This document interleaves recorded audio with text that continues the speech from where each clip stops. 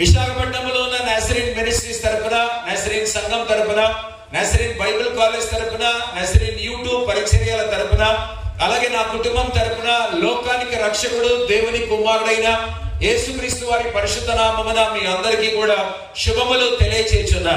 దేవుడు తన కృపలో 2 రోజుల వాక్య పరిచర్య ఇక్కడ చేయడానికి దేవుడు నాకు ఇచ్చిన కృపను బట్టి తండ్రి, కుమార, పరిశుద్ధాత్మ త్రియేక దేవునికి నా హృదయపూర్వక ధన్యవాదాలు. రెండవదిగా మీ పాస్టర్ గారు రెవరెండ్ సుదర్శన్ గారు, సంఘ పెద్దలు మీరందరూ కూడా ప్రేమతో నన్ను ఆహ్వానించారు. కాబట్టి మీ పాస్టర్ గారికి, మీ అందరికీ కూడా నా హృదయపూర్వక ధన్యవాదాలు. ప్రస్తుతానికి ఒకవేళ మన మధ్యలో లేకపోయినప్పుడు కూడా శర్మ గారి యొక్క కుమారుడు విజయ్ కుమార్ గారు ముఖ్య అతిథిగా విచ్చేశారు.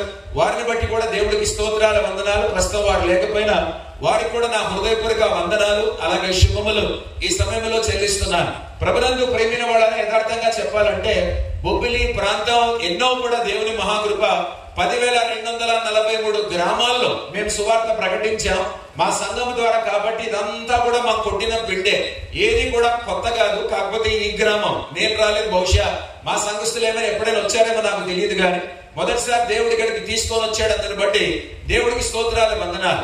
మొదటిసారి ఎక్కడికి వెళ్ళినా నేను సాక్షిగా నిలబడ్డాం.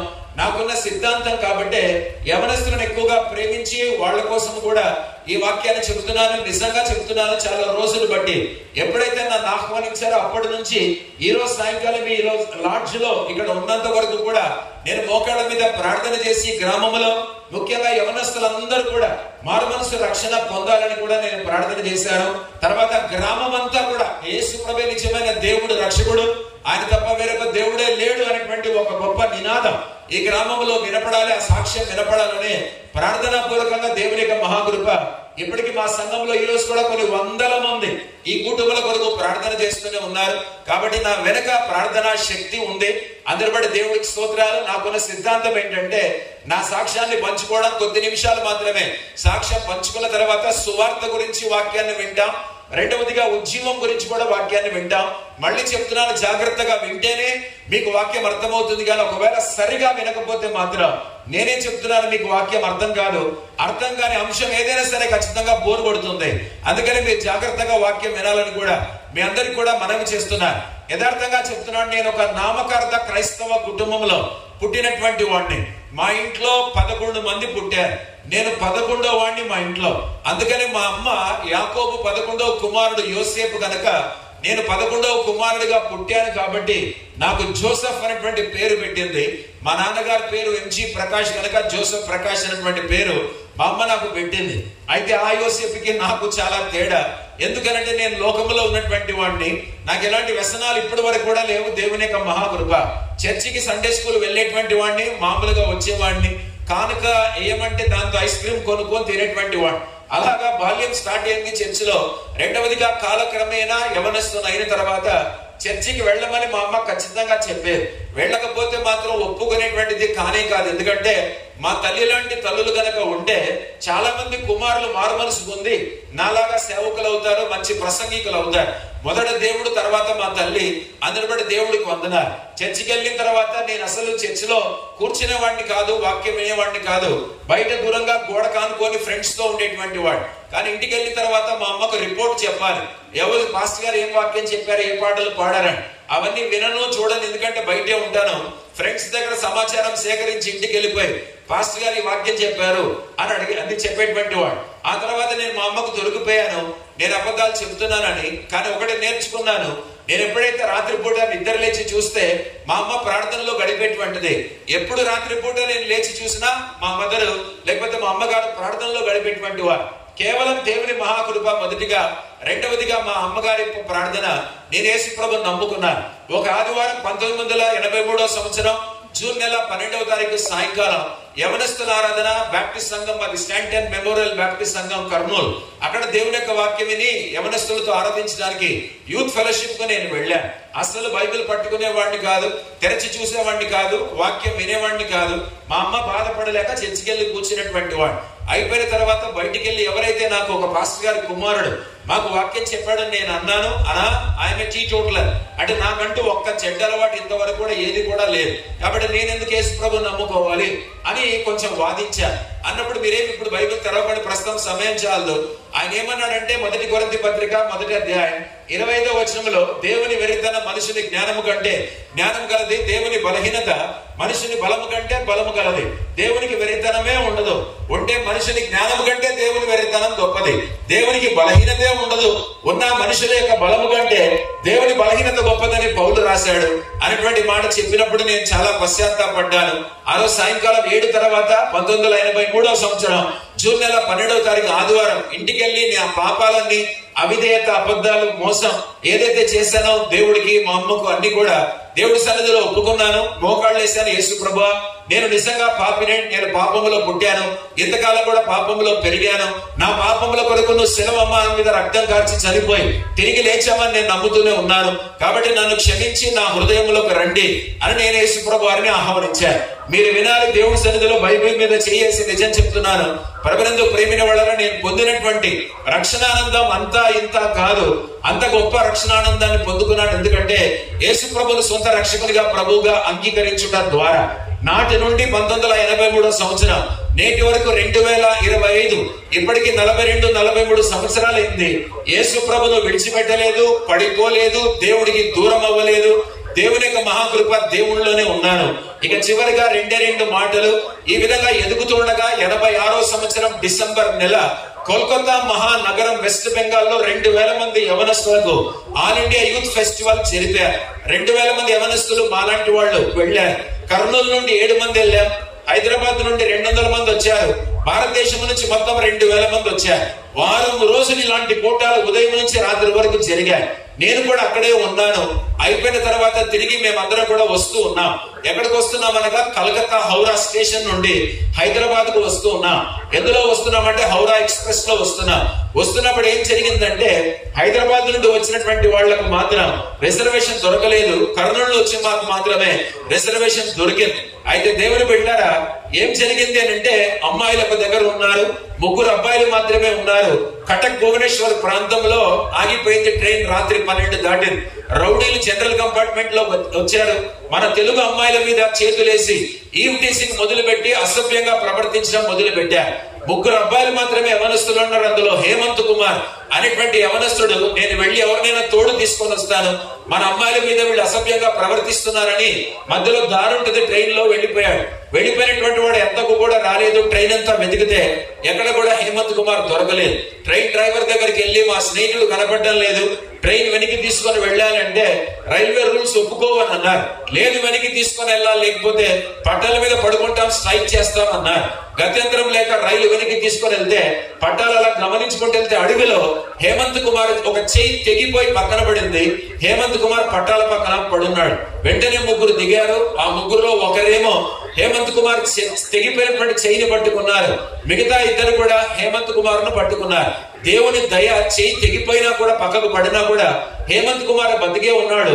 ఈ 3 కూడా ఏమనుకున్నారంటే మరి హేమంత్ కుమార్ రక్షణ పొందాడో లేదో, చెయ్యి తెగిపోయింది కదా, చనిపోయే పరిస్థితి ఉంది కనుక యేసు ప్రభు గురించి చెప్దామని యేసు ప్రభు సువార్త భారంతో ఈ 3 యవనస్తులు కూడా చెప్పారు. యవనస్తులు మీరు కూడా వినాలి, రక్షణ లేకపోతే మీరు కూడా నరకానికి వెళ్తారు. అందుకని ఆ 3 యవనస్తులు హేమంత్ కుమార్ కు చెబితే అప్పుడు ఒకే చెయ్యి ఉంది హేమంత్ కుమార్ కి. ఆ చెయ్యి పైకెత్తి God is great, God is great, God is great, దేవుడు గొప్పవాడని ఒక చెయ్యి మాత్రమే పైకెత్తి అతడు చనిపోయాడు. ఆ తర్వాత Howrah express Nampally railway station కు వచ్చింది. అక్కడ దేవుడు రైల్వే ప్లాట్ఫామ్ మీద తెల్లవారి పెందలకడ రైల్వే స్టేషన్ లోకి ట్రైన్ వచ్చిన తర్వాత దేవుడు నాతో మాట్లాడాడు. ఎంతో మంది యవనస్తులు రోజు చనిపోతున్నారు, నువ్వు పరిచర్యకు రావాలంటే నేనన్నాను, నాకు పాత నిబంధనలో సౌలు, కొత్త నిబంధనలో పౌలుగా మారిన సౌలు ఇద్దరు ఒకటే నేను అనుకుంటున్నాను. నాకు బైబిల్ నాలెడ్జ్ అంతగా తెలియదు యేసు ప్రభువా, వీళ్ళు ABCDలు కూడా నాకు బైబిల్లో రావు, నేను సేవకు రావడం ఏంటి, నాకు అసలు వాక్యమే తెలియదు అని అన్నాను. లేదు, నువ్వు తప్పకుండా రావాలి అని అంటే సరే నీ చిత్తమైతే నేను వస్తాను అని దేవుడికి నాంపల్లి రైల్వే స్టేషన్ మీద ప్రమాణం చేశాను. ఇంటికి వచ్చి ప్రార్థన చేశాను.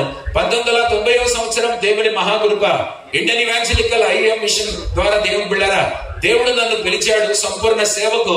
1990 సంవత్సరం నేను సమర్పించుకున్నాను. చివరి నిమిషం మాత్రమే BD చదివాను పూనాలో, MTH ఓల్డ్ టెస్ట్మెంట్ చదివాను చెన్నైలో.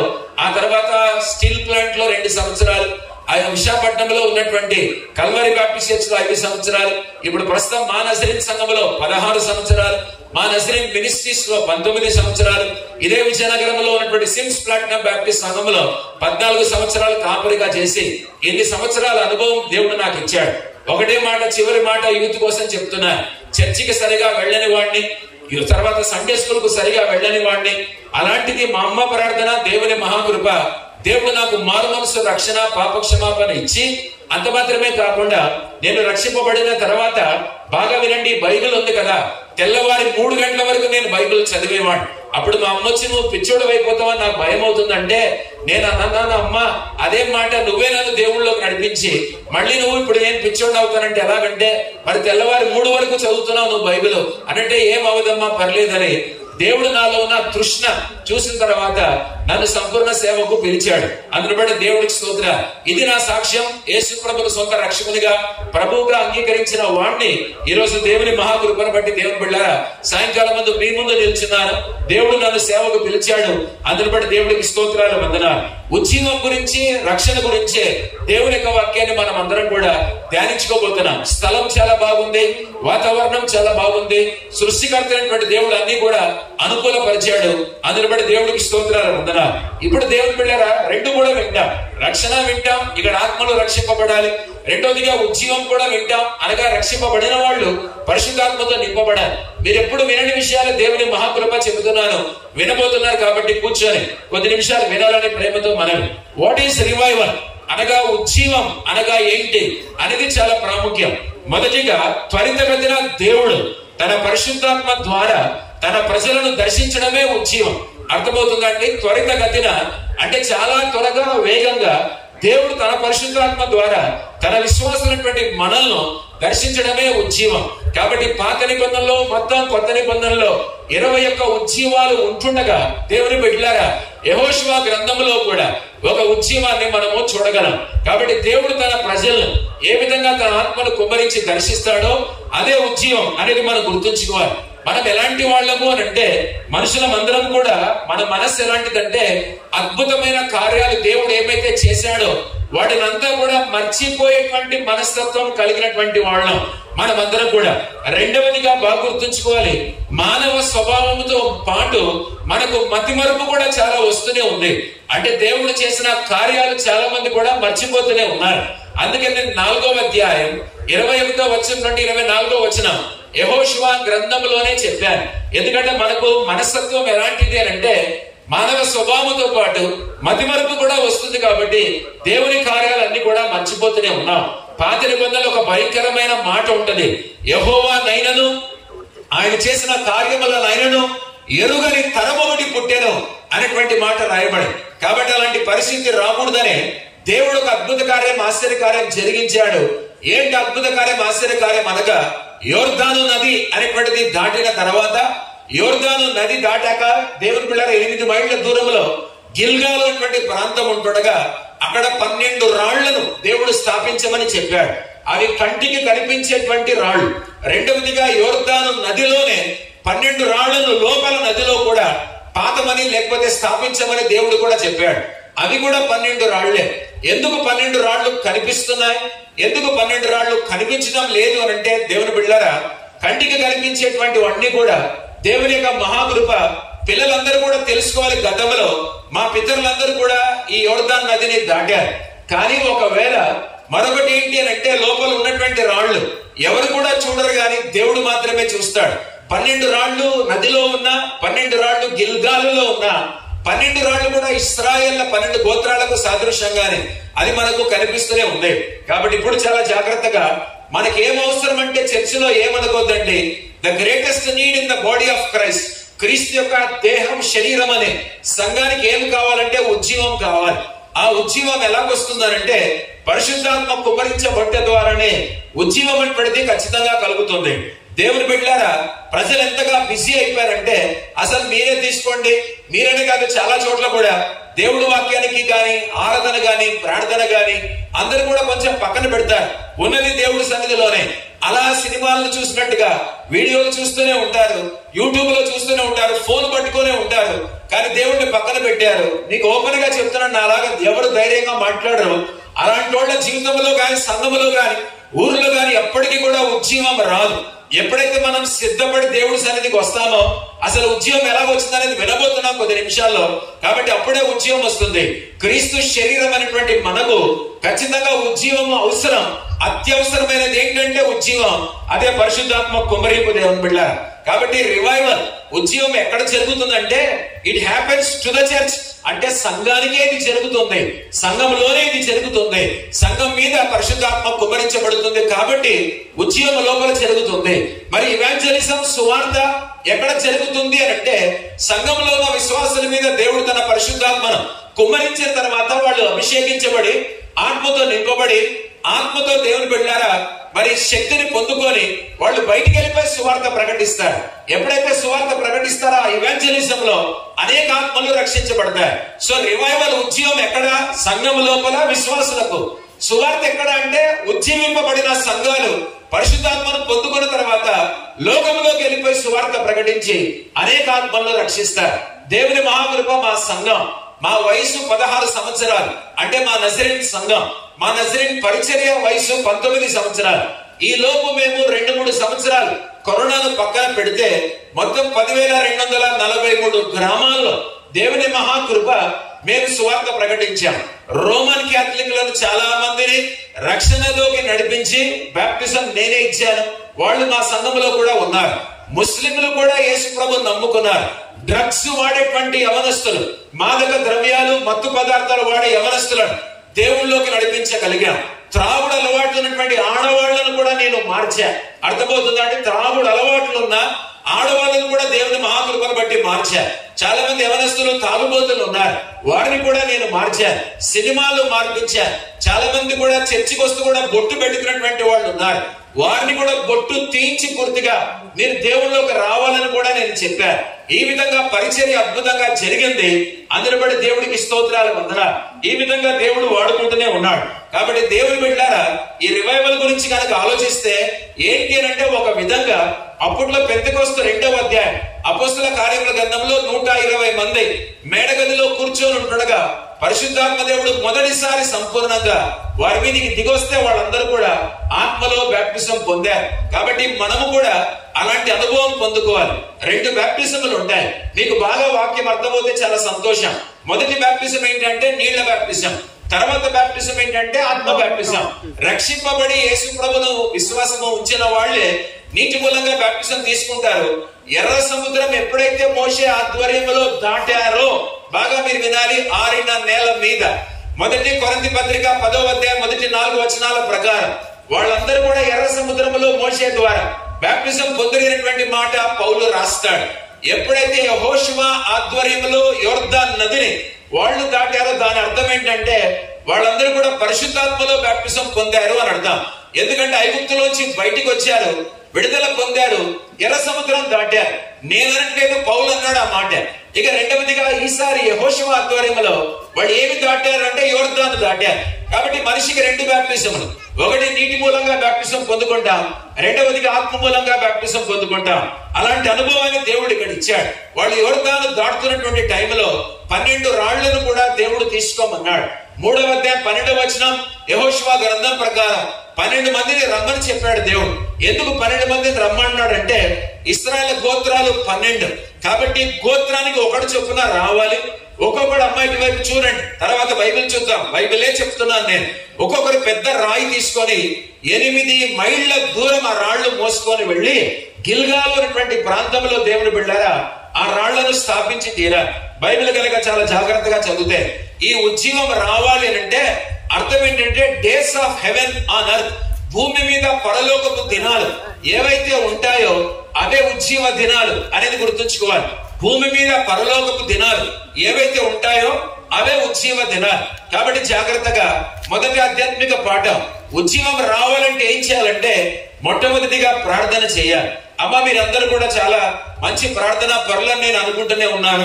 ఇక్కడికి రాగానే అద్భుతమైన సంగీతం, తర్వాత మీ పాటలు, స్తుతి, ఆరాధన నేను విన్నాను, చాలా సంతోషపడ్డాను. నేను కాలు మీద కాలేసుకొని కూర్చున్న సేవకుడిని కాదు, మీతో పాటు నిల్చున్నాను, కూర్చోలేదు, నిల్చున్నాను, క్వైర్తో ఏకీపించి దేవుడిని స్తుతించాను, ఆరాధించాను. చాలా బాగుంది. ప్రార్థన అనేటువంటిది జరగాలి. ప్రార్థన గురించి చెప్తాను. ఉద్యోగం రావాలంటే జాగ్రత్తగా విందాం. దేవుని మహాకృప గడిచిన సంవత్సరం మొన్ననే 2 నెలలు అమెరికాకి వెళ్ళాను. అక్కడ ఒక సాక్ష్యం ఏంటంటే, ఇప్పటికి 200 సంవత్సరాల కిందట ఏం జరిగిందంటే, లూసియానా అనేటువంటి ఒక రాష్ట్రంలో అమెరికాలో మీ పాస్టర్ గారు ఎలాగ మీకు కాపరిగా ఉన్నారో, నేను మా సంఘానికి కాపరిగా వైజాగ్ లో నజరేన్ సంఘానికి ఉన్నాను. అలాగా విలియం జోసెఫ్ సేమూర్ అనేటువంటి ఒక పాస్టర్ గారు సంఘాన్ని నడిపిస్తున్నారు. చాలా మంది కూడా ఆయన సంఘానికి ఆదివారం ఆరాధనకు వస్తున్నారు. కథ కాదు, అద్భుతమైనటువంటి విషయం. జాగ్రత్తగా వినాలి. వస్తూ ఉన్నారు, ప్రార్థన చేస్తున్నారు. కొద్ది మంది మాత్రమే ఫస్ట్ చర్చిలోకి వచ్చారు. పాస్టర్ గారు వీళ్ళకి ఇంకా ప్రార్థన నేర్పించేసరికి అలా ఉంటుండగానే అవతల వరుసలన్నీ కూడా నిండిపోయాయి. నిండిపోయిన తర్వాత అలా ప్రార్థనలో గడుపుతుండగా మొత్తం అదంతా కూడా నిండిపోయిన తర్వాత కిందంతా చర్చి నిండిపోయింది. స్థలం లేదు అని అనుకొని బాల్కనీ మీదకి వెళ్ళారు. బాల్కనీ మీదకి వెళ్ళేసరికి బాల్కనీ కూడా నిండిపోయి పడిపోయింది. కానీ దేవుడికి మహాకృపలో ఎవరికి ఏం అవ్వలేదు. ఆ తర్వాత అందరం ప్రార్థనలో గడుపుతూ ఉద్యమం రావాలని విలియం జోసెఫ్ సేమూర్ అటువంటి పాస్టర్ గారు మీలాంటి సంఘానికి పిలుపునిచ్చారు. అప్పుడు మీలాంటి వాళ్ళందరూ భారంతో చర్చిలోకి వెళ్ళి ప్రార్థన చేస్తున్నారు. ప్రార్థన చేస్తుంటే అని గంట కొట్టుకుంటూ ఒక ఫైర్ ఇంజన్ వచ్చింది. ఫైర్ ఇంజన్ తెలుసు కదా, అగ్నిమాపక దళం. కాబట్టి ఫైర్ ఇంజన్ వచ్చింది. ఫైర్ ఇంజన్ వచ్చి చర్చి దగ్గర ఆగింది. అక్కడ వీళ్ళు ప్రార్థన చేస్తున్నారు. బయట గంట వినపడుతుంది. ఫైర్ ఇంజన్, అగ్నిమాపక దళం. ఎందుకు ఫైర్ ఇంజన్ వచ్చింది అగ్ని ఆర్పడానికి అని అనుకుంటున్నారు. సరే మనకి ఎందుకులే అని అనుకుని ప్రార్థనలో గడుపుతూనే ఉన్నారు. ఆ అగ్నిమాపక దళం ఫైర్ ఇంజన్ వాళ్ళు లోపలికి వచ్చారు. వచ్చి పాస్టర్ గారు అంటున్నారు, మీ సంఘం పైన మందిరం పైన చాలా మంటలు ఉన్నాయి, ఆర్పడానికే వచ్చాం, అందరూ చర్చి ఖాళీ చేసి బయటికి వెళ్ళిపోండి అన్నాడు. పాస్టర్ గారికి అర్థం కాల. మేము ప్రార్థన ఇక్కడ చేస్తుండగా పైన ఎవరు మంట పెట్టారు, చర్చి బయట మందిరం పైన ఎందుకు మంటలు ఉన్నాయి, అగ్ని ఎందుకు అలా కాలుతుంది అని ఆశ్చర్యపోయారు. అంటే సరే మేము ఆర్పేస్తాం అని అన్నారు. సరే అనుకుని వాడు బయటికి వెళ్ళి వెంటనే పైపులన్నీ కూడా తీసి ఇంజన్ ఆన్ చేసి ఆ తర్వాత వాటర్ అంతా కూడా పైకి కొట్టడానికి మొత్తం రెడీ చేశారు. పాస్టర్ గారు కూడా బయటికి వచ్చారు. సంఘస్థులు కూడా బయటికి వచ్చారు. దేవుడి మందిరం కాలిపోతుందా మేము ప్రార్థన చేస్తుంటే తీరా చూసి ఇలాగ బయటికి కొడుతూనే ఉన్నారు. ఏం కొడుతున్నారు? నీళ్లు కొడుతున్నారు. నీళ్లు కొడుతుంటే మంటలారిపోవడం అలా. ఏ మంటలు అనుకున్నారు? భౌతికమైన మంటలు కాదు. పరిశుద్ధాత్మ అగ్ని మందిరం మీద ఉంది. పరిశుద్ధాత్మ అగ్ని మందిరం మీద ఉంది. మీకు అర్థమవుతుందా? ఈ ఫైర్ ఇంజన్ వాళ్ళు నీళ్లు కొడుతూనే ఉన్నారు కానీ ఆ మంటలు ఎవరు ఆర్పలేకపోతూనే ఉన్నారు. ఆ 200 సంవత్సరాల కిందట ఆ పాస్టర్ గారు ఆ రాష్ట్రంలో అమెరికాలో గొప్ప ఉద్యమాన్ని తీసుకొని వచ్చారు. అలాగా మన మందిరాలు మంటతో నింపబడాలి. మన మందిరాలు అగ్నితో నింపబడాలి. ఎప్పుడు పాస్టర్ గారు ప్రార్థనా పరుడో అప్పుడే సంఘస్థులు కూడా ప్రార్థనా పరులు అవుతారు. ఎప్పుడు పాస్టర్ గారు పరిచర్య బాగా చేస్తారో సంఘం కూడా పరిచర్య బాగా చేస్తుంది. పాస్టర్ గారు కూడా ఎప్పుడు సువార్తలో పాల్గొంటారో అప్పుడు కూడా సంఘం సువార్తలో పాల్గొంటది. పాస్టర్ గారే ఉజ్జీవింపబడితే సంఘము కూడా ఉజ్జీవింపబడుతుంది. అందుకనే విలియం జోసెఫ్ సేమూర్ గారు ఆ విధంగా ఒక్కడే చిన్న సంఘముగా ప్రారంభించారు. 1000 మంది నిండిపోయారు. పైన చూస్తే అగ్ని కాలుతూనే ఉంది. పరిశుద్ధాత్మ అగ్ని కాలుతూనే ఉంది. ఎవరు ఆర్పలేకపోయారు. ఆ తర్వాత కొంతసేపు అయినాక దాదాపు 1 గంట పైగా మండి పైన మంటంతా మండి మందిరం మీద చూశారంతా కూడా షాక్ అయిపోయారు. ఆ తర్వాత పరిశుద్ధాత్ముడు వెళ్లిపోయాడు. అంటే ఉద్యమం అంటే అలా ఉండాలి. జ్వాల సంఘములో రగులుతూనే ఉండాలి. నేను ఓపెన్ గా చెప్తున్నాను, ఆ మాట మీరు వినండి. ఒకవేళ మీకు ఆకలి వచ్చి లేదని కాదు, నా తప్పు కూడా యథార్థంగా లేదు. నేను టైంకే సిద్ధపడి ఉన్నాను. కానీ రోడ్లు నాకు చాలా ఇబ్బంది అయిపోయాయి. నన్ను ఎవరు సరిగా గైడ్ చేయలేకపోయారు. అందుకే నేను ఆలస్యంగా వచ్చాను. కనుక తప్పు నాది కాదు. దేవుడి సన్నిధి యథార్థంగా చెప్తున్నాను. బట్ కొంత ఆకలినప్పుడు కూడా కొన్ని మాటలు మీరు వింటే చాలు. తప్పకుండా ఇప్పుడు కాకపోయినా వెంటనే తర్వాత కార్యం అనేటువంటిది ఖచ్చితంగా ఈ ఊరిలో జరిగి తీరుతుంది. కాబట్టి ఉద్యమానికి ఏం కావాలంటే ప్రభువును ప్రేమించినటువంటి వాళ్ళరా మొట్టమొదటిగా ప్రార్థన. ఎందుకు ప్రార్థన అంటే 2వ అధ్యాయం అపొస్తలుల కార్యముల గ్రంథం 1వ వచనం కనుక చదివితే ఏం జరిగిందంటే వాళ్ళందరూ కూడా ప్రార్థన చేయడానికి అక్కడికి వెళ్ళారు. అది మనం గుర్తుంచుకోవాలి. దేవుని చిత్తమైతే అదంతా కూడా రేపటి దినం పూర్తిగా మనం అంతా కూడా వినబోతున్నాం. ఇప్పుడు జరిగింది ఏంటి అంటే గిల్గాల్లో 12 రాళ్లు అనేటువంటి వాళ్ళు పెట్టారు.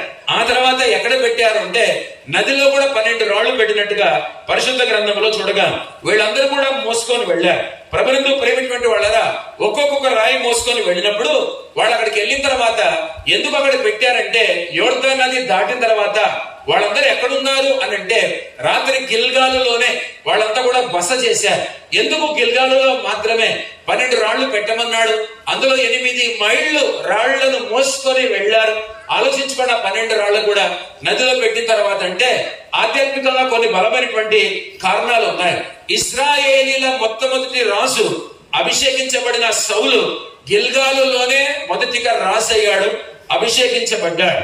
రెండవదిగా అబ్షాలోము తన తండ్రి అయినటువంటి దావీదు మీద తిరుగుబాటు చేసిన తర్వాత సమసిపోయిన తర్వాత మళ్ళీ వాళ్ళందరూ కూడా దావీదుని ఆహ్వానించింది గిల్గాలులోనే.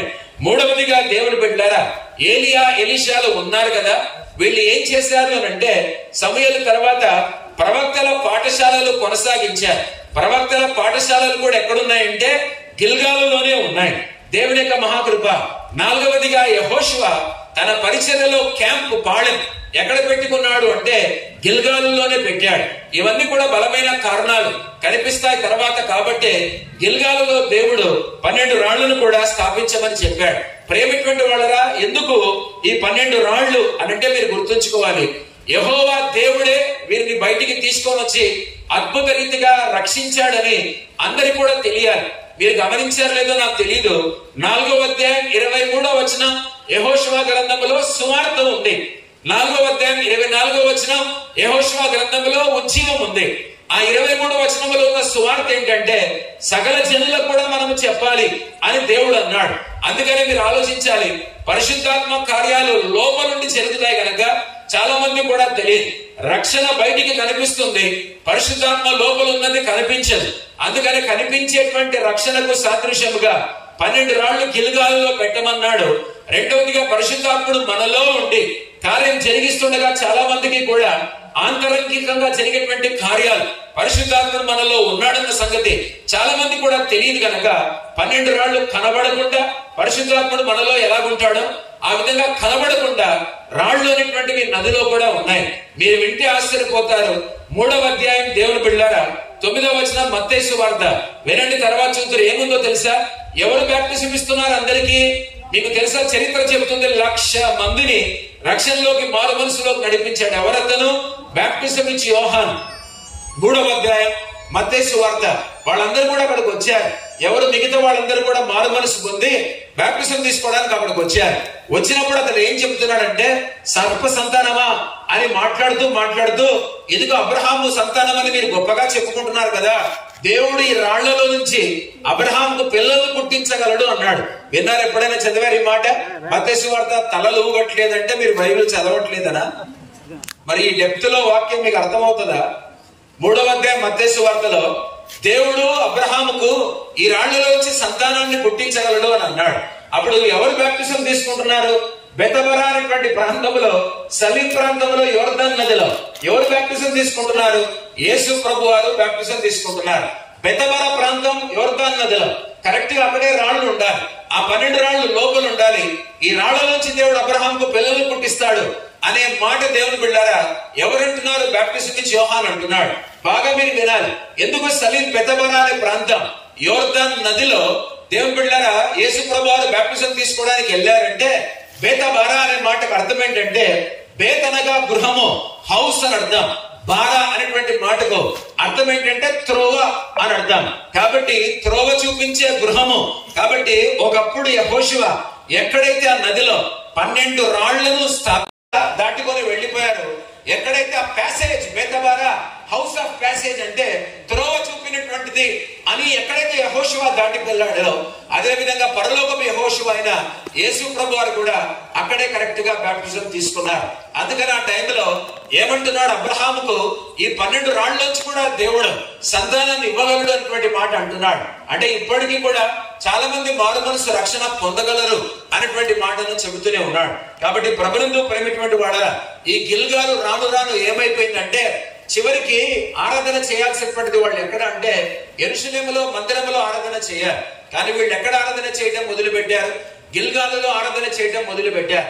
ఎప్పుడైతే గిల్గాలులో ఆరాధన చేయడం మొదలు పెట్టారో, ఉన్నత స్థలములు అనేటువంటివి కట్టారో, విగ్రహారాధన అనేటువంటిది జరిగిందో, దేవుడు చాలా బాధపడి హోషియా అనే ప్రవక్త ద్వారా హెచ్చరించాడు. ఆమోస్ అనేటువంటి ప్రవక్త ద్వారా కూడా దేవుడు హెచ్చరించాడు. పరిశుద్ధ గ్రంథంలో మనం చూడగలం. అందుకనే హోషియా వచ్చాడు, ఖండించాడు. ఇక్కడ విగ్రహారాధన జరగకూడదు, ఏది జరగకూడదు. ఆ తర్వాత ఆమోస్ వచ్చాడు, ఖండించాడు, విగ్రహారాధన జరగకూడదు. మీకు కూడా ఓపెన్ గా చెప్తున్నాను, ఇందాక ఒక సాక్ష్యం చెప్పాను. చాలా మందికి బొట్లు తీయించానంటే నేను. సైతానికి నేనంటే చాలా కోపం.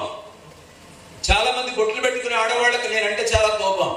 ఎందుకంటే సేవకులు డైరెక్ట్ గా తీయమని చెప్పరు. నేను చాలా మందికి కూడా తీయించాను, చాలా మందిని కూడా పూర్తిగా దేవుళ్ళలోకి నడిపించాను.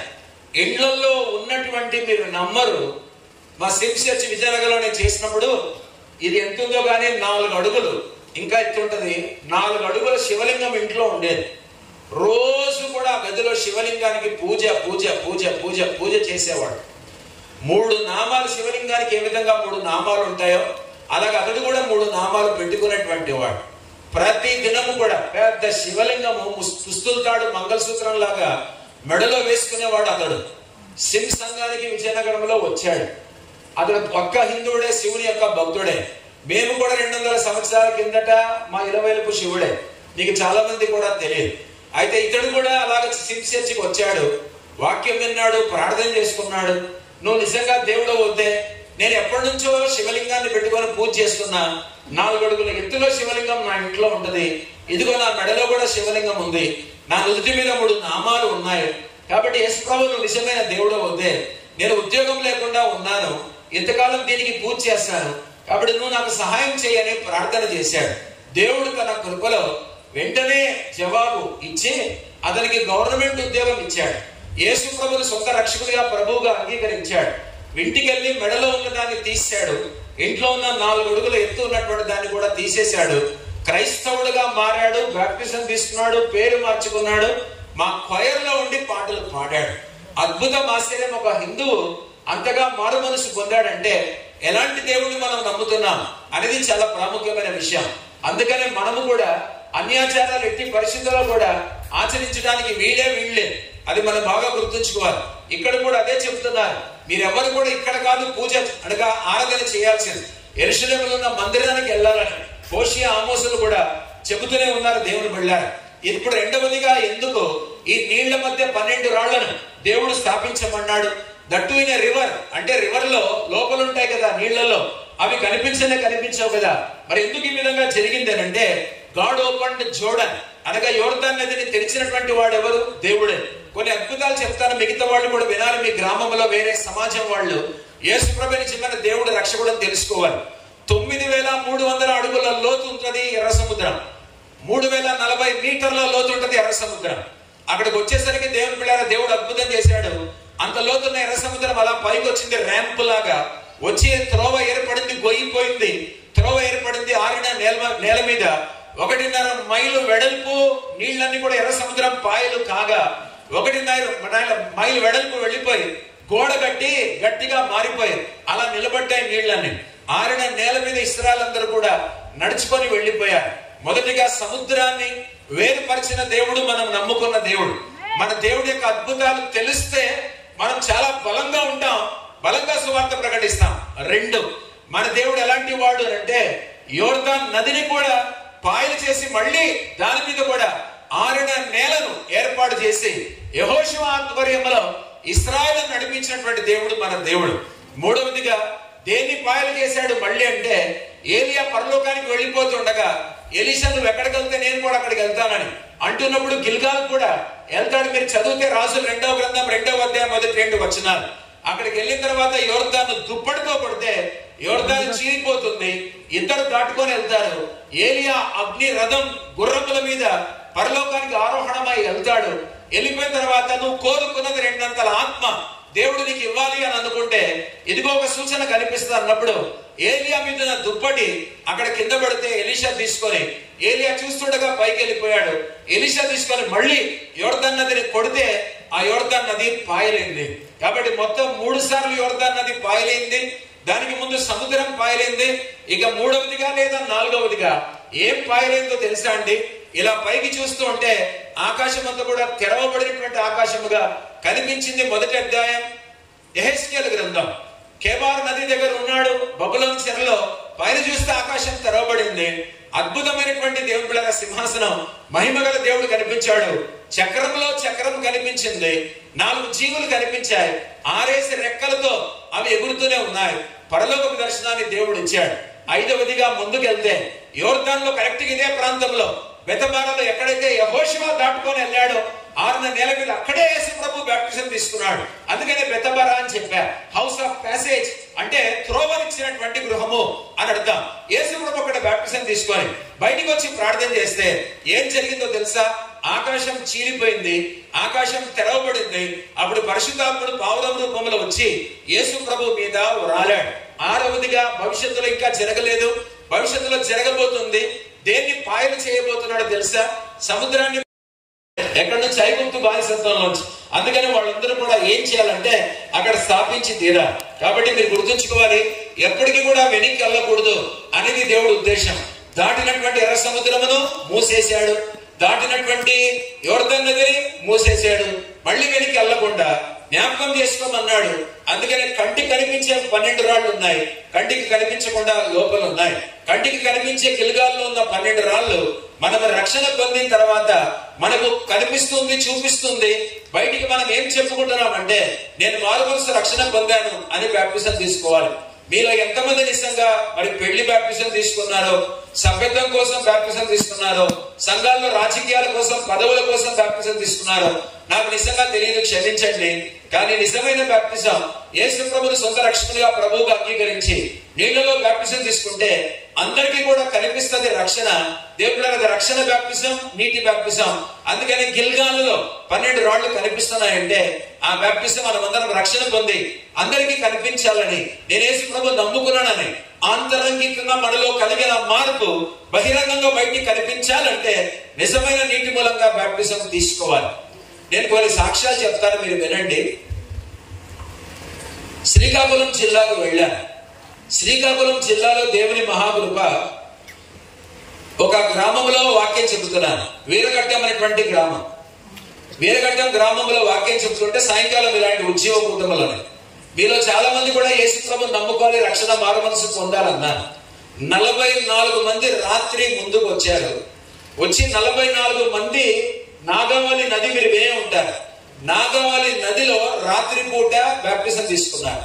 యవనస్తులు వినండి, రక్షణ పొంది ముందుకు వచ్చిన యవనస్తుల్లో ఇటు చూడండి, ఇక్కడ అతనికి కోసారంటే ఆపరేషన్ జరిగింది. ఇక్కడ షర్ట్లు తీస్తే షర్ట్ కూడా సరిగా వేసుకోలేదు, ఇంత పెద్ద కోసి కుట్లేశారు.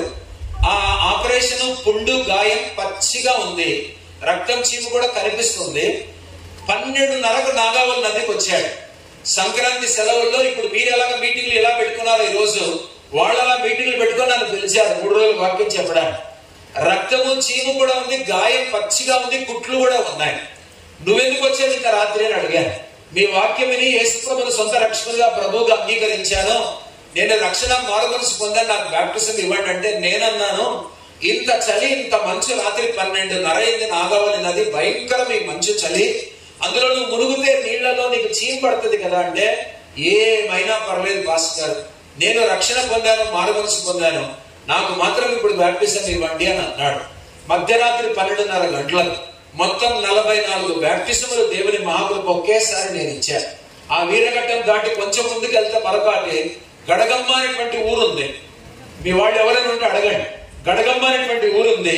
ఆ ఊరిలో దేవుని మహాకృప వాక్యం చెప్పిన తర్వాత మొదటి రోజు మార్నింగ్ మాత్రమే వాక్యం చెప్పారు. మార్నింగ్ వాక్యం చెప్తే ఒక అతను ఇంట్లోకి వెళ్ళి లోపల ఉన్న పటాలు బొమ్మలు అన్ని తీసి గొన సంచులేసి ఎత్తి కవలో పడేశారు. ఎంతమంది రక్షణ పొందారో ఒక్క వాక్యానికి 88 మంది రక్షణ పొందారు. 88 మంది రక్షణ పొందితే మాకు బాప్టిజం కావాలని అడిగారు. అయితే 10 అలాగే ఇలాంటి బట్టలు వేసుకొని నదిలోకి వెళ్ళిపోయా. నేను అనుకోలేదు బాప్టిజం తీసుకుంటా, నేను కూడా బట్టలు మార్చుకోవాలి కదా, ఈ బట్టలతో ఎలాగెళ్ళి మళ్ళీ తడి బట్టలతో నేను ఎక్కడికో వెళ్తాను లాడ్జికి, సరే దేవుడు ముఖ్యం కానీ బట్టలు ముఖ్యం కాదు కదా అని పదమని 88 మందికి మధ్యాహ్నం బాప్టిజం ఇచ్చానండి. నా నడుము కూడా పట్టేసింది. అంటే అందరినీ కూడా ఇలాగ ముంచి తీయడం అంటే అందరి బరువు పోయాలి కదా, నేను ఇలా ఉంచడంలో ఒకేసారి 88 మంది బాప్టిజం పొందారు. మీకు అర్థమవుతుందా? మీరు నిజంగా రక్షణ మారు మనసు పాపక్షమాపణ పొందుకొని యేసు ప్రభునందు కనుక విశ్వాసం ఉంచితే దానికి గుర్తు లోపల కదా మారు మనసు లోపల ఉంటది కదా, గుండె లోపల ఉంటది కదా. మార్పు ఎలా తెలుస్తుంది? నేను మారాను అన్నదానికి గుర్తు ఏంటంటే నీటి మూలంగా బాప్టిజం. కాబట్టి గిల్గాలు దగ్గర 12 రాళ్లు ఎందుకు పెట్టించాడంటే, నీ దేవుడైన యెహోవాను నేనే మిమ్మల్ని ఎర్ర సముద్రం దాటించి ఐగుప్తు బానిసత్వంలోంచి 430 సంవత్సరాలు ఉన్నారు, బయటికి తెచ్చింది నేనే. యోర్దాను కూడా దాటించి సేఫ్ గా, క్షేమంగా, భద్రతతో వాగ్దాన దేశంలో నడిపించింది నేనే. కాబట్టి నాకు గుర్తుగా, నేను చేసిన అద్భుత కార్యానికి గుర్తుగా 12 రాళ్ళు గిల్గాల్లో కనిపించినట్టుగా పెట్టండి అని దేవుడు అన్నాడు. ఎంత అద్భుతం, ఆశ్చర్యం. మరి రెండవదిగా, దేవా ఎందుకు నదిలో మళ్ళీ రాళ్ళు కూడా పెట్టమన్నావు, అవి కనిపించవు కదా అంటే, దేవుడు బిడ్డలారా వింటున్నారా ఈ మాట? Old life should be buried అని అన్నాడు. అది దేవుని యొక్క ఉద్దేశం. పాత జీవితం అంతా ఏమైపోవాలి? నదిలో సమాధి అవ్వాలి, నీళ్లలో సమాధి అవ్వాలి. కాబట్టి ఐగుప్తులో ఉన్నదంతా కూడా సమాధి అయిపోవాలి. అందుకనే మీ గత జీవితం, పాత జీవితం అంతా కూడా సమాధి అవ్వడానికే 12 గోత్రాలు ఇశ్రాయేలు మీరు కనుక 12 రాళ్లను ఎక్కడ పాతేయమని చెప్పాను?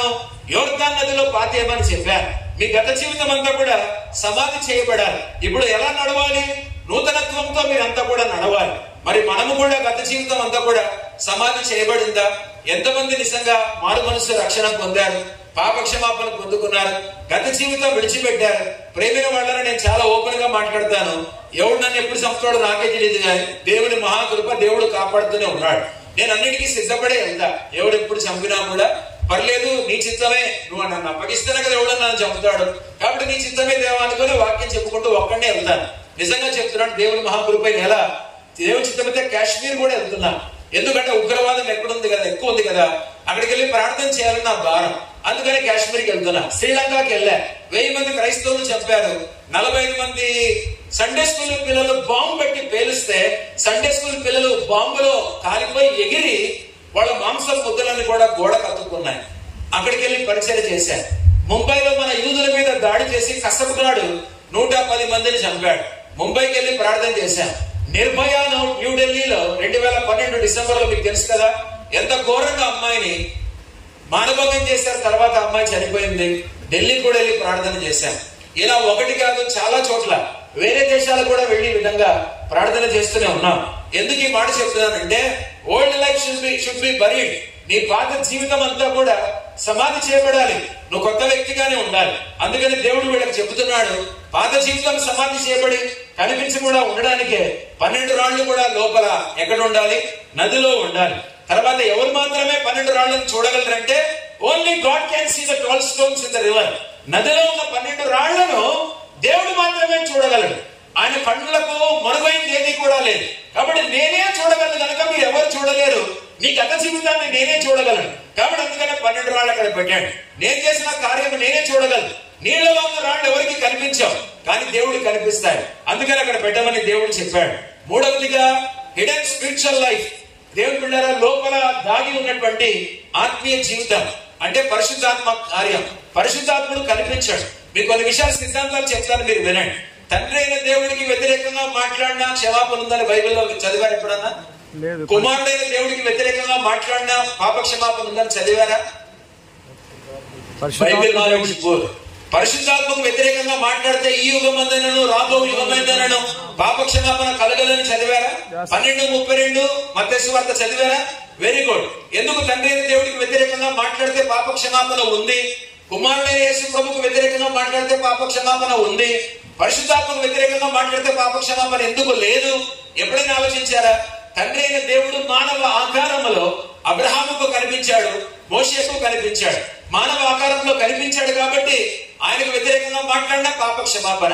ఇక ఏకంగా మానవ ఆకారమే కాదు, మానవ అవతారం ఎత్తి యేసు ప్రభు ఈ లోకానికి వచ్చాడు. ఆయనకు వ్యతిరేకంగా మాట్లాడినా కూడా పాప క్షమాపణ కలుగుతుంది.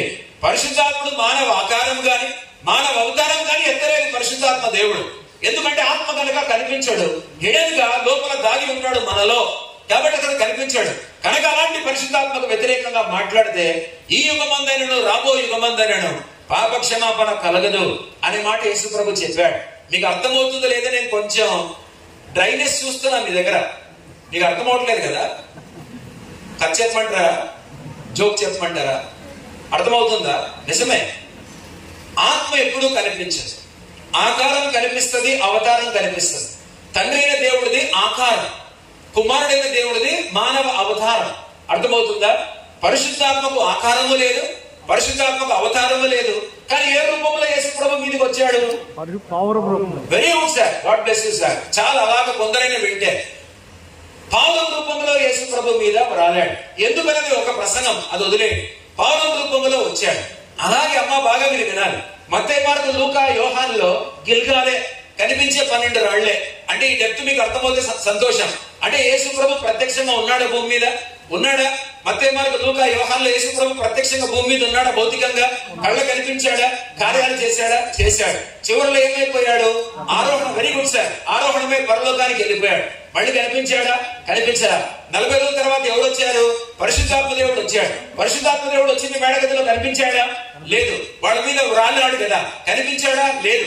వారికి ఆత్మలో బాప్టిజం ఇచ్చాడు కదా, కనిపించాడా? లేదు.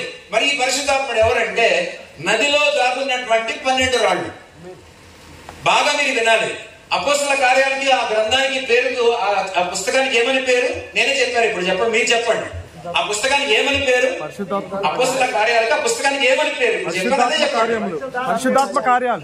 మామూలుగా పేరు చెప్పండి. వెరీ గుడ్ సార్, అది నాకు కావాలి. అపోస్తల కార్యాలు. వాస్తవానికి అపోస్తలు చేశారా కార్యాలు? వారిలో ఉన్న పరిశుద్ధాత్ముడు చేశాడా? Very good. వారిలో ఉన్న పరిశుద్ధాత్ముడు చేశాడు. యేసు ప్రభు భూమి మీద నుండి భౌతికంగా కనిపిస్తూ కార్యాలు చేశాడా? చేశాడు. గిల్గాలులో రాళ్లు కనిపిస్తాయి. మత్తయి, మార్కు, లూకా, యోహానులో యేసు ప్రభు భౌతికంగా కనిపిస్తాడు. అది ఆయన కార్యం. అపోస్తల కార్యంలో గ్రంథంలో యేసు ప్రభు లేడు. మత్తయి, మార్కు, లూకా, యోహానులో యేసు ప్రభు వారితో ఉన్నాడు. అపోస్తల కార్యాల గ్రంథంలో యేసు ప్రభు వారిలో ఉన్నాడు పరిశుద్ధాత్మగా. అందుకని బయట కార్యాలన్నీ కూడా బయటికి ఎవరు చేశారు? శిష్యులు చేసినట్టుగానే ఉన్నాయి. కానీ లోపల నుండి చేయించింది ఎవరు? పరిశుద్ధాత్మ. నాకు ఫ్యాన్ వద్దు ప్లీజ్, దయచేసి. అంటే ముందు నుంచి నాకు ఫ్యాన్ ఇష్టం ఉండదు. సో ఎవరు చేశారు? దేవుని బిడ్డలారా, పరిశుద్ధాత్ముడు లోపల నుండి అన్ని కార్యాలు కూడా చేశాడు. ఇప్పుడు మీకు అర్థమవుతుందా? గిల్గాలులో బయట ఉన్నటువంటి రాళ్లు దేనికి సాదృశ్యం? నదిలో ఉన్నటువంటి రాళ్లు దేనికి సాదృశ్యం అంటే కాన్సీ 12 స్టోన్స్ అంటే 12 రాళ్లు ఎప్పటికి కూడా చూడలేదు. అదే విధంగా ఇప్పుడు మీరు వినాలి. యేసు ప్రభు యొక్క శిలువ మరణం మనం చూడలేదు. 2000 సంవత్సరాలు అయిపోయింది, కానీ జరిగిందని నమ్ముతున్నాం. 12 రాళ్లు లోపల ఉన్నాయి, మనము చూడలేదు, కానీ ఉన్నాయని బైబిల్ చెబుతుంది. బాప్టిజం ఇచ్చే యోహాను కూడా పరోక్షంగా చెప్పాడు.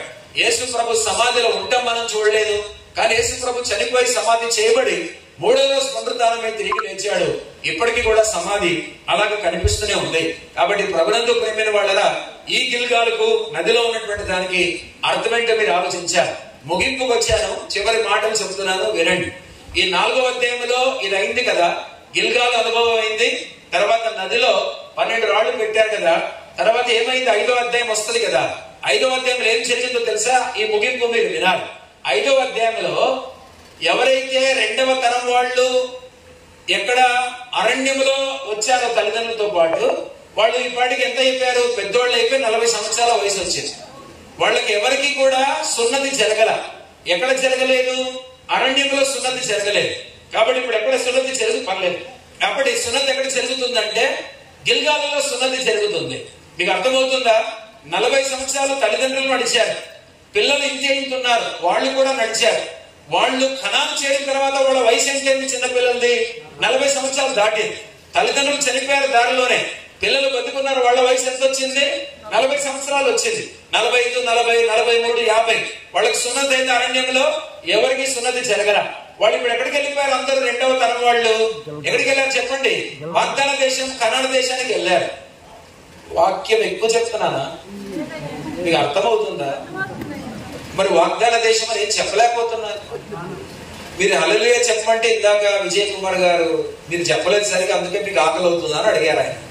ఇప్పుడు నేను అది అడిగిన ప్రశ్న, నిద్ర వస్తుందా అని అడుగుతున్నాను. రావట్లేదు. మరి ఎందుకమ్మా మాట్లాడట్లేదు అంటే నేను సీరియస్గా అడుగుతాను, నేను జోక్ చేయట్లా. ఎందుకు ఏది సరే చెప్పలేకపోతున్నారు మీరు? నేను వాక్యమే చెప్తున్నా, ఎక్స్ట్రా ఏమైనా చెప్పానా? మీకు అర్థమవుతుంది? అసలు అరణ్యంలో తల్లిదండ్రులు నడిచారమ్మా మోషేతో పాటు. మీ పిల్లలు ఇప్పుడు ఉన్నారు కదా, వాళ్ళు ఇంతే ఉన్నారు. కనాన్లోకి వెళ్ళేసరికి వాగ్దాన దేశం తల్లిదండ్రులందరూ కూడా ఎక్కడ చనిపోయారు? దారిలోనే చనిపోయారు. ఎవరు బతికారు? చిన్నపిల్లలు బతికారు. వాళ్ళందరూ ఎక్కడికి వెళ్ళారు? వాగ్దాన దేశం కనాన్లోకి వెళ్ళారు. ఇప్పుడు 3 సంవత్సరాలు 4 సంవత్సరాల పిల్లలకి ఎంతెంత వయసు వచ్చింది? 40 పైబడి వచ్చింది. ఇప్పుడు కనాన్లోకి వెళ్ళారు. అక్కడ గిల్గాల్ దగ్గర ఆగిపోయారు. 12 రాళ్లు ఉన్నాయి, గిల్గాల్ కూడా వచ్చింది. ఇప్పుడు ఏం చేయమన్నారంటే వినండి ఒక అద్భుతం 3rd డిగ్రీలో. ఏం చెప్పమన్నాడంటే యెహోషువ వీళ్ళందరికీ సున్నతి చేసుకోమన్నాడు. ఎక్కడ? గిల్గాలులో. ఎందుకు? వాళ్ళకి ఎక్కడ జరగలేదు సున్నతి? యవనస్తులైనా జరగలేదు. 19, 20, 25, 30 సంవత్సరాలు 40 సంవత్సరాలు వచ్చినా జరగలేదు. కానీ వాగ్దాన దేశానికి వెళ్ళాక సున్నతి జరిగింది గిల్గాలులో. గిల్గాల్ అనే మాటకు అర్థం ఏంటంటే ఐగుప్తు అవమానం దొర్లిపోయింది అని అర్థం. గిల్గాల్ అంటే ఐగుప్తు అవమానం దొర్లిపోయింది. కనుక 40 సంవత్సరాలు అరణ్యంలో నడిచి వచ్చిన యవనస్తులారా, మీరు 2వ తరం వాళ్ళు, మీకు కూడా ఐగుప్తు అవమానం ఉంది. గిల్గాలులో సున్నతి చేసుకోవడం ద్వారా మీకు ఏమవుతుందంటే ఐగుప్తు అవమానం దొరికిపోతుంది. దాని అర్థమే గిల్గాల్. వాళ్ళందరూ కూడా ఏం చేసుకున్నారు అని అంటే సున్నతి చేసుకున్నారు అంతమంది. చివరి మాట వినండి, 3rd డిగ్రీలో అద్భుతం. దేంతో సున్నతి జరిగిందంటే బాగా మీరు వినాలి, అర్థం చేసుకోవడానికి ప్రయత్నం చేయండి. ఒక స్టీల్ కత్తితో జరిగిందా? జరగల. బాగా వినాలి. ఒక ఇనుముతో తయారు చేయబడిన కత్తితో జరిగిందా? జరగల. మరి దేంతో సున్నతి జరిగిందంటే రాతితో, పదునైన రాతితో సున్నతి జరిగింది. మీకు అర్థమవుతుందా? స్టీల్ కత్తితో జరగలేదు, ఇనుప కత్తితో జరగలేదు. దేంతో సున్నతి జరిగింది? పదునైన రాతితో సున్నతి జరిగింది. ఎందుకంటే స్టీల్ కత్తి వాడి సున్నతి చేస్తే చాలా రోజుల వరకు గాయం అలాగే ఉండి నొప్పితో ఉంటారు. అప్పట్లో పెయిన్ కిల్లర్స్, టాబ్లెట్లు ఏమి లేవు. 2 బాగా మీరు వినాలి. 2 ఇనుముతో తయారు చేయబడిన కత్తితో, ఐరన్ నైఫ్ తో, ఇనుముతో తయారు చేయబడిన కత్తితో సున్నతి చేస్తే అది కూడా ఒంటికి, దేహానికి మంచిది కాదు. చాలా రోజులు కూడా గాయం మానదు. ఎందుకంటే ఒంటి మీద స్టీల్ కత్తి పడిన, ఇనుప కత్తి పడిన గాయం మానదు, అలాగే ఉంటది చాలా కాలం. ఇశ్రాయేల్ అలాగే మంచాల మీద సున్నతి చేసుకున్న మొగోళ్ళు పడి ఉండాలి. అందుకని ఏది వాడితే త్వరగా మానిపోతుంది అని అంటే రాతితో చేయబడిన, పదునైన రాతితో చేయబడిన వారు. ఆ పదునైన రాతితో చేయబడిన సున్నతి కనుక చేస్తే, రాతితో సున్నతి చేస్తే, ఒంటి మీద రాయి పడితే అంటే సున్నతి చేస్తే త్వరగా మానిపోతుంది. ఇనుము చాలా కాలం ఉంటుంది. ఎందుకు ముగింపులో ఈ మాట చెప్తున్నాను అని అంటే, గంట సేపు మీకు వాక్యం చెప్పాను. ఎందుకు ఇనుముతో ఈ మాట చెప్తున్నానంటే, ఇనుము ఒంటి మీద పడితే త్వరగా గాయం మానదు, చాలా కాలం ఉంటుంది. అందుకే పదునైన రాతితో కత్తికి బదులుగా, ఇనుప కత్తికి బదులుగా, స్టీల్ కత్తికి బదులుగా పదునైన రాతితో చేస్తే గాయం త్వరగా మానిపోతుంది. అందుకనే అన్ని వేలకు వేల మంది ఇశ్రాయేలుకు అందరికి కూడా సున్నతి గిల్గాల్లో జరిగింది. ఎందుకు ఇనుప కత్తితో చేయలేదు అంటే గాయం మానదని చెప్పారు.